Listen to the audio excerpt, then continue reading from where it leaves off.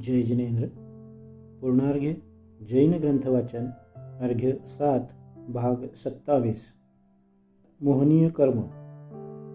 ज्या कर्माच्या उदयाने जीव मोहित होतो, मूर्छित होतो, आपल्या ज्ञानदर्शन स्वभावातून स्वरूपापासून भ्रष्ट होतो, त्यास मोहकर्म म्हणतात.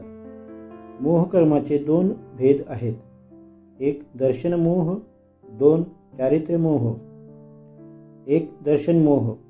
जे कर्म आत्म्याच्या सम्यकत्व गुणाचा घात करते त्यास दर्शनमोहनीय म्हणतात. 2 चारित्र्यमोह. जे कर्म आत्म्याच्या चारित्र्य गुणाचा घात करते, ज्या कर्माच्या उदयाने आत्मा आत्मस्वरूपापासून च्युत होतो, त्यास चारित्र्यमोहनीय म्हणतात. दर्शनमोह कर्माचे 3 भेद आहेत. एक मिथ्यात्व, 2 सम्यक मिथ्यात्व, 3 सम्यक प्रकृती. मिथ्यात्व. या कर्माच्या उदयाने जीवाचे मिथ्यात्व परिणाम होतात. अतत्व श्रद्धान होते, अतत्वामध्ये तत्वबुद्धी होते, अजीवामध्ये जीवत्व बुद्धी होते, आश्रवबंध तत्वामध्ये संवर निरजरा तत्व बुद्धी होते, स्वपराचा विवेक राहत नाही, शरीरादी परद्रव्यामध्ये आत्मत्व बुद्धी होते, रागादी विभाव भावामध्ये स्वभाव बुद्धी होते, विषय व पदार्थ खाण्याची इच्छा करणे, घ्राणेंद्रियाद्वारे सुवासिक तेल, अत्तर, फुले यांचा सुवास घेण्याची इच्छा करणे, चक्षुरिंद्रियाच्याद्वारे सुंदर चित्र, नाटक, सिनेमा पाहण्याची इच्छा होणे, कर्णेंद्रियांच्याद्वारे मधुर गीत, वाद्य ऐकण्याची इच्छा करणे, या सर्व क्रिया जीवाच्या मिथ्यात्व भावाचे सूचक आहेत. मिथ्यात्व म्हणजे विपरीत बुद्धी. हा विपर्यास प्रामुख्याने 3 प्रकारचा असतो.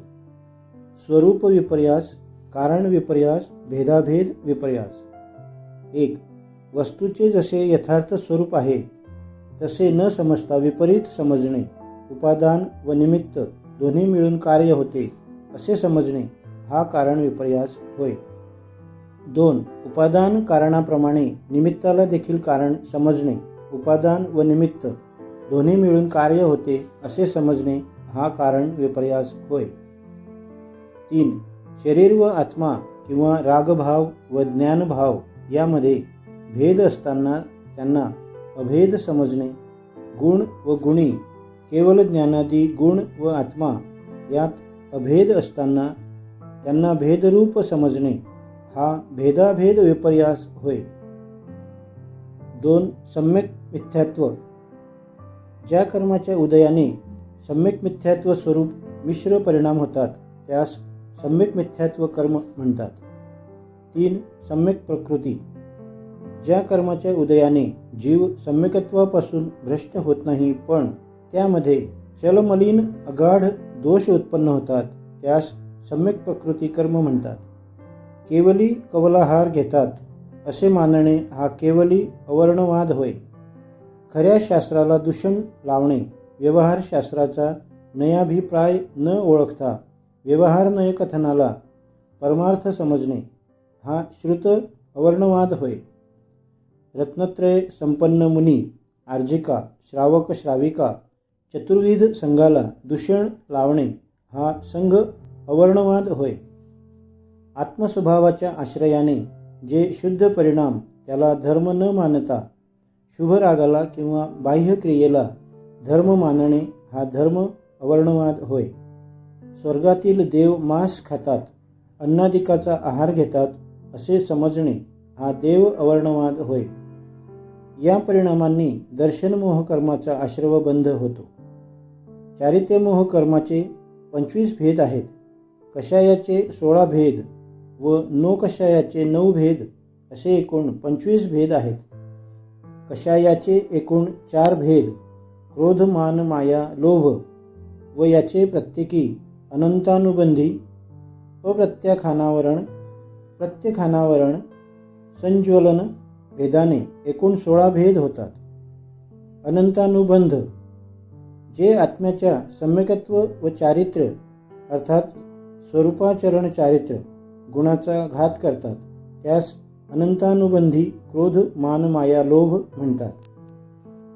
अप्रत्याख्यानावरण. जे कषाय भाव असताना किंचित देखील प्रत्याख्यान, त्याग, व्रत, नियम घेण्याचे परिणाम होत नाही, त्यांना अप्रत्याख्यानावरण, क्रोध, मान, माया, लोभ म्हणतात. प्रत्याख्यानावरण जे कषाय भाव असताना एकदेश संयम घेण्याचे शुभ परिणाम होतात, पण सकल संयम धारण करण्याचे परिणाम होत नाहीत, त्यास प्रत्याख्यानावरण, क्रोध, मान, माया, लोभ म्हणतात. संज्वलन जे कषाय भाव असताना संकल संयम धारण करण्याचे शुभ परिणाम होतात, परंतु त्यामध्ये दोषजनक प्रमाद उत्पन्न होतो, त्यास संज्वलन, क्रोध, मान, माया, लोभ म्हणतात. 9 कषायाचे 9 भेद आहेत. 1 हास्य, 2 रती, 3 अरती, 4 शोक, 5 भय, 6 जगुप्सा, 7 पुंवेद, 8 श्रीवेद, 9 नसपुंसक वेद.